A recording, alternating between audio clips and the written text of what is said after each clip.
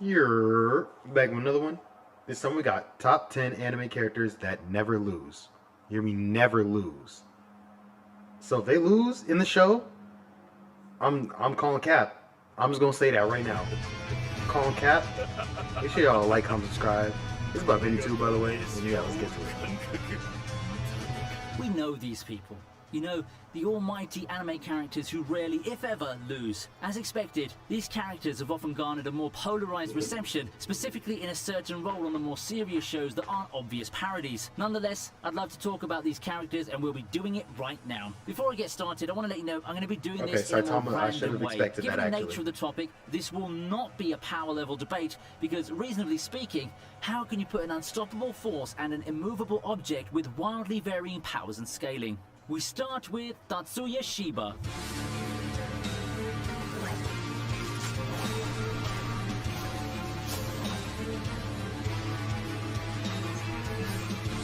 The Onisama meme was in full bloom back when Mahoka's first season aired, and having updated myself with the novels all the way to the end, I'd say that status quo's here to stay. The funny thing about Mahoka is that it tries to put our protagonist as an underdog early on, with their admission systems classifying him as a weed, an irregular, a lesser magician in layman terms. He had little talent and all. Oh, how those systems failed. Horribly. Underneath the slow casting speed in which his status as an irregular is determined lies one of the most genius magical engineers in the world of Mahoka. His skills at analyzing and countering anything are just impeccable. He can even bring himself and other people back to life. I mean, this is a guy who beat a sniper with his trusty handgun, for God's sake, and with the same handgun eradicates an entire terrorist organization in their hideout. How about vaporizing an entire army from the same military base, like what he did in the season's first climax?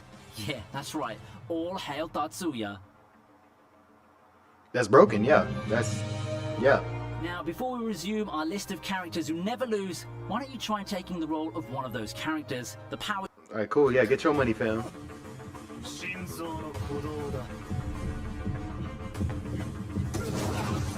Misfit of the Demon King... Oh, Misfit of Demon King Academy. What? Misfit of Demon King Academy. Grammatically, that hurt. I'm not gonna lie. I'm just filling in things, but you know, it's anime. Why stop with one Dengeki boy? Don't you think when they translate though, you make it phonetically correct?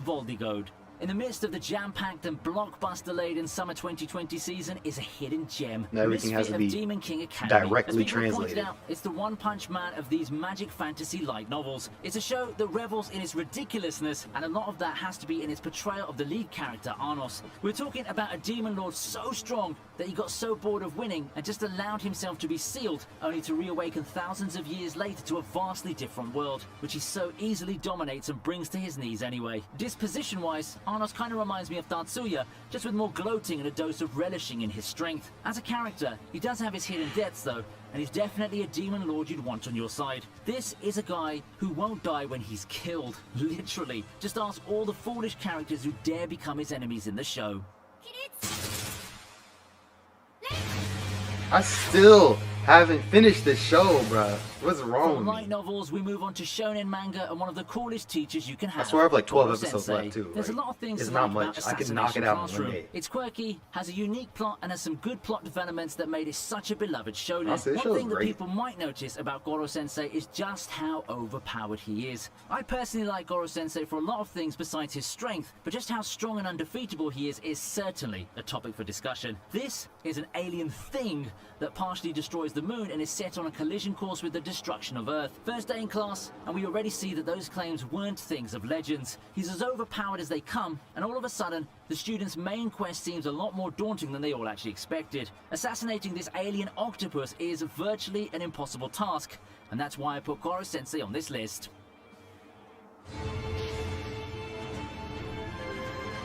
Okay, yeah, All Might hasn't taken an L.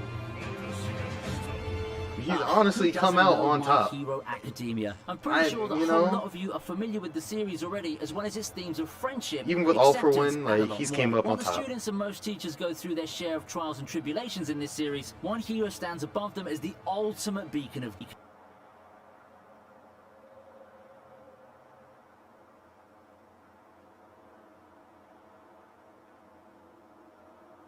even though he came really close at some points, most notably his ultimate battle against All for One. For me, what makes All Might such a great character as far as unbeatable ones go is how honest his powers are. There's no broken reality warping thing or talking someone back to life, there's nothing like that. He's just someone who fights with all his heart and passion. Sure, some depiction of his powers can be a little bit over the top, but we get nothing close to the ridiculous of, say, Arnos.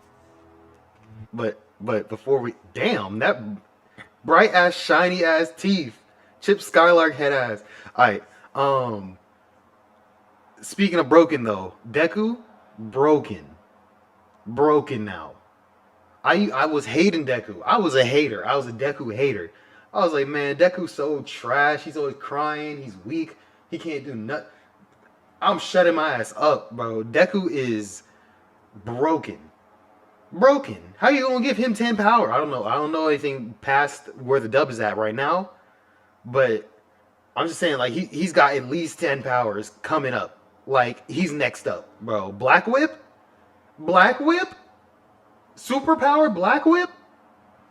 It's not just about Black Whip either. He's still got other stuff, you know. He's still got other stuff, but shoot, that's broken. I'm forever calling All Might Chip Skylark now. Just from this, my shiny teeth that twinkle just like the stars in space.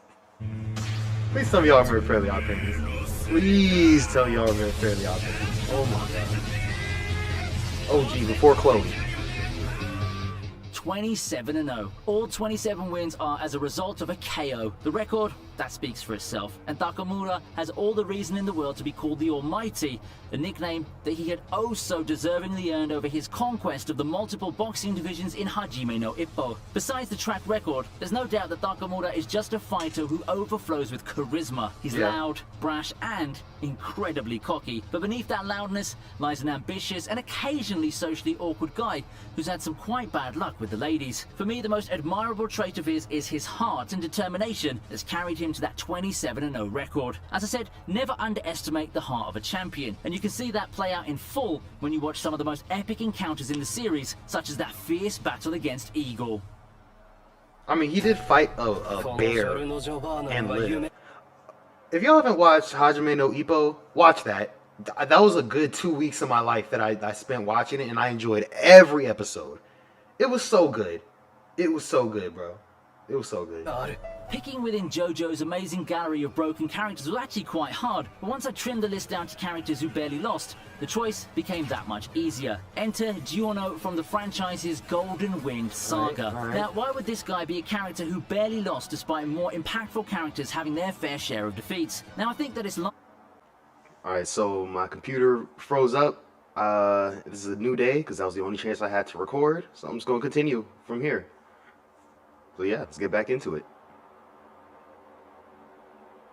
and the coolest teacher slash surrogate father you could possibly get. Yeah, it's pretty much impossible for All Might to lose in the series, even though he came really close at some points, most notably his ultimate battle against All for One. For me, what makes All Might such a great character as far as unbeatable ones go is how honest his powers are. There's no broken reality warping thing or talking someone back to life, there's nothing like that. He's just someone who fights with all his heart and passion. Sure, some depiction of his powers can be a little bit over the top, but we get nothing close to the ridiculous. I still can't get over how broken Deku is, I'm not gonna lie. Ooh, I forgot I'm calling him Chip Skylark.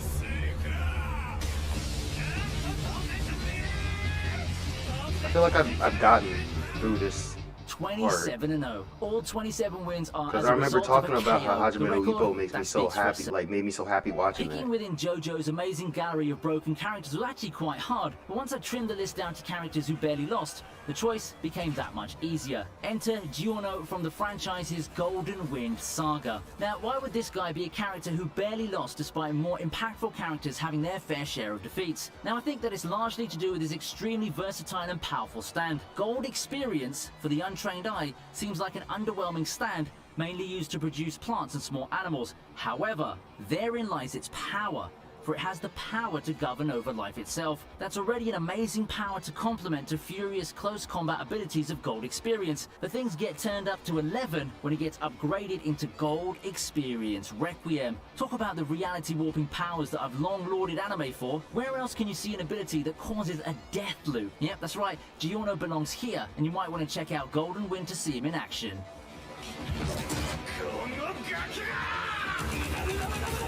That's broken. That's broken.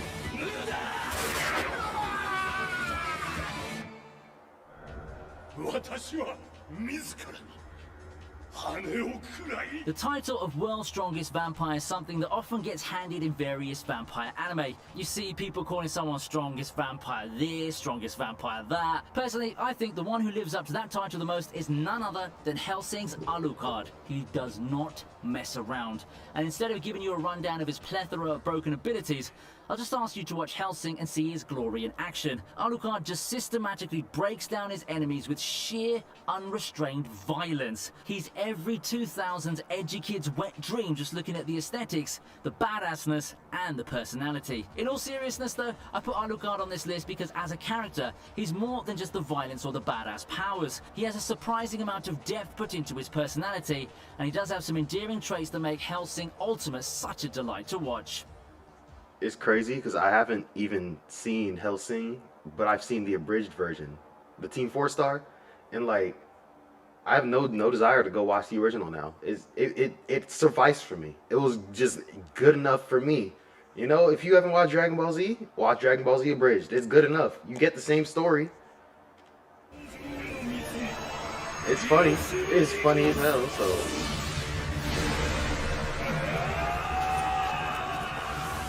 We had Tatsuya and Anos, so why not complete the trifecta of overpowered light novel leads with their legion of admirers who look up to them at every turn?